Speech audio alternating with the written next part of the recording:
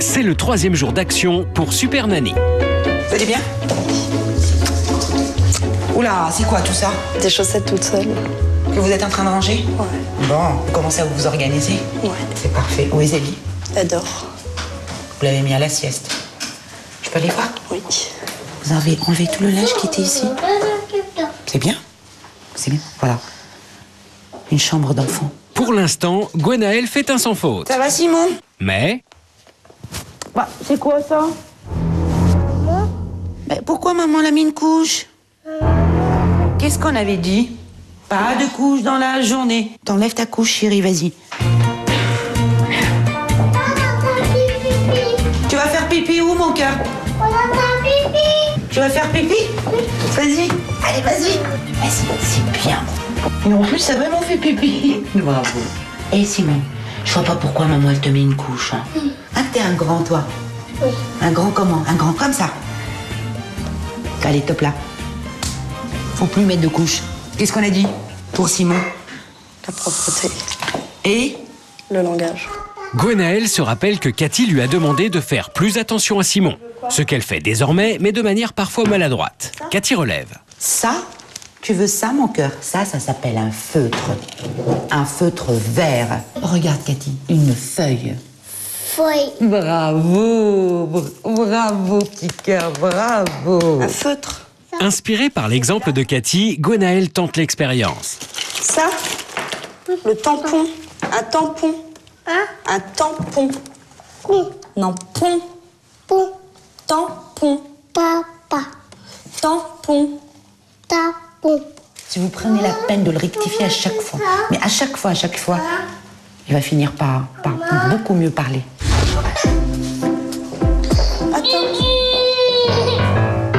Fidèle à ses habitudes, Zélie réclame sa mère.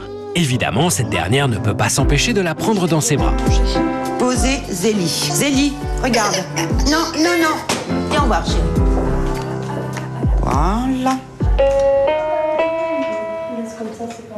Cathy a réussi à occuper Zélie, ce qui donne tout loisir à Gwenaëlle de préparer le repas. Et quel repas!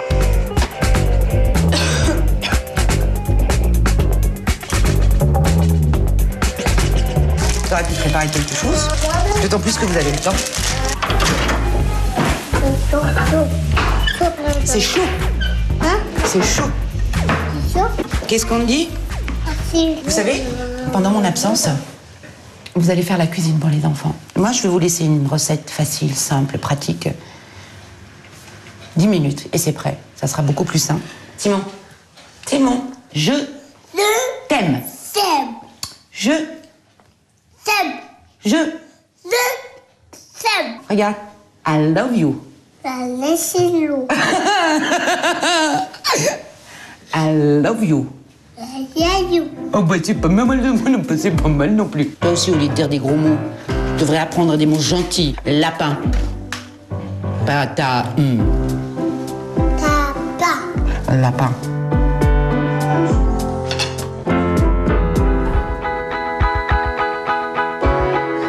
La journée s'achève. Le séjour de Cathy touche à sa fin, mais elle sait qu'elle peut partir confiante. Non, tel que maman te l'a dit, c'est moi qui décide. Je vous laisse vous débrouiller sans moi pendant quelques jours. Avec toi. Oh chérie, ouais, je sais que tu voudrais bien y aller avec moi. Mais tu peux pas venir avec moi, parce que c'est ici ta maison. Non. Oh si, c'est ici ta maison. Si, ta maison. Moi, je tenais vraiment les garçons à vous féliciter. Baptiste, bravo. T'as été plus ou moins sage, jeune homme. Je ne t'ai plus entendu dire beaucoup de gros mots. Et tu sais maintenant, quand on dit des gros mots, on est... Oui. Voilà. Kylian, t'as été adorable, chérie. T'as été adorable. Bah écoutez, madame, moi, je tenais à vous féliciter, bravo. Vous avez commencé un bon travail, continuez. Monsieur, vous aussi, bravo. Vous avez réussi à un coucher sans bidouiller quoi que ce soit. Mais en tout cas, il y a eu un énorme changement. C'est vous qui avez réussi avec madame et non pas Bidouille. Maintenant, vous avez des règles. J'espère que vous allez vous y tenir. Ne lâchez plus. Puis moi, je vous dis à bientôt. Ah, venez les enfants, j'ai quelque chose pour vous. Un CD que vous allez écouter avec vos parents. Il y a des jolies chansons. Il y a des belles comptines. Écoutez ça, écoutez. Par une froide soirée de décembre, la famille Ours Blanc s'apprête à rentrer dans sa tanière après une partie de pêche mémorable. Baptiste, écoute. Et comme tous les enfants du monde, Kylian, Baptiste, Simon et Zélie écoutent avec attention le conte. Et c'est dans le calme, le plus total, que Cathy quitte la maison sur la pointe des pieds. Je ne me souviens plus. C'est le premier jour sans Cathy. C'est l'heure du repas. Les enfants aident à dresser la table. Tout semble se passer pour le mieux, quand tout à coup, Kylian reprend ses vieilles habitudes. Dans ta chambre. Mais cette fois-ci, Sébastien ne se laisse pas faire. Tu arrêtes. Prends ta... Eh? Il tente de négocier avec son fils. Non mais je rigole pas. Elle va t'asseoir. Kylian ne l'entend pas de cette oreille. Pourquoi tu fais le bébé là? Mais Sébastien ne cède pas et l'emmène dans sa chambre comme Cathy lui a appris. Kylian ne cède pas non plus. Sébastien est obligé de sévir et le reconduit illico presto dans sa chambre. Tu tapes pas? Mais si! Non? C'est pas maman, t'as fait des bêtises? On t'a dit d'arrêter, tu arrêtes pas. Enfin, le repas peut commencer. Viens manger. Simon et Baptiste ressemblent à des enfants modèles.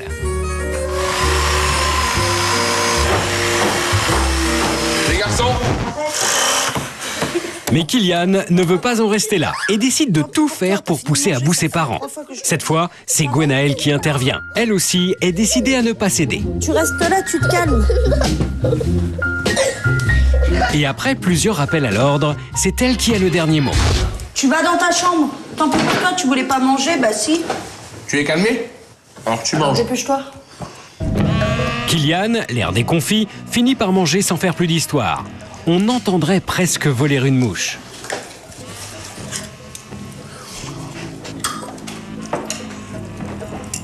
Bah moi j'ai fini avant Kylian. Alors, c'est moi le plus gros.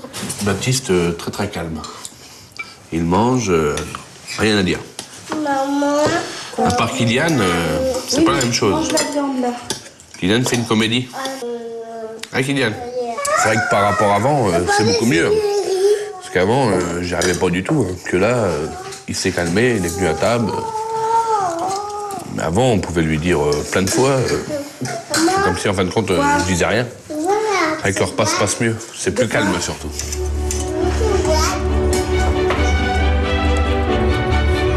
Et pour la première fois depuis longtemps, Gwenaëlle et Sébastien tentent une sortie chez des amis.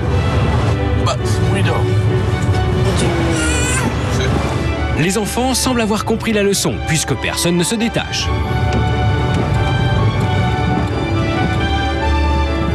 Et je vous préviens, je veux pas entendre de bruit. Vous avez compris? Pas de bruit, pas de bazar. Gwenaëlle a retenu la leçon de Cathy. Elle a prévenu ses enfants qu'elle ne voulait pas de chahut chez ses amis. Elle a fait tomber le coup. De fait, tout se passe le mieux du monde. Et à la surprise générale, les trois frères sont sages comme des images. D'habitude, c'était le chahut. C'était jamais assis sur le canapé à rester calme comme ça. Donc, je sais pas, il y a quelque chose de changé. On n'aurait pas cru, parce que c'était vraiment... ils étaient des petits lions, hein. Ils n'avaient pas d'arrêt, ils étaient vraiment sur les nerfs. C'était incroyable. Là, ils sont éteints. Ils sont sages.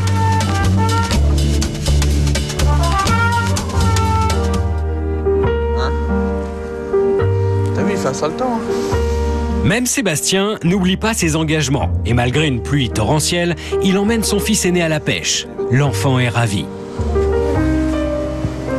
Tu moulines tout doucement, Kylian. Ils n'ont pas faim, les poissons, ce soir. Hein? Ouais. Si ça ne mord pas, on ira un autre jour à la pêche. Tu veux bien? Ouais. Mais quand il va faire beau. Parce que là, il pleut. Hein. T'aimes bien la pêche? Bah oui. Bon, on va rentrer au chaud maintenant. Ouais. D'accord?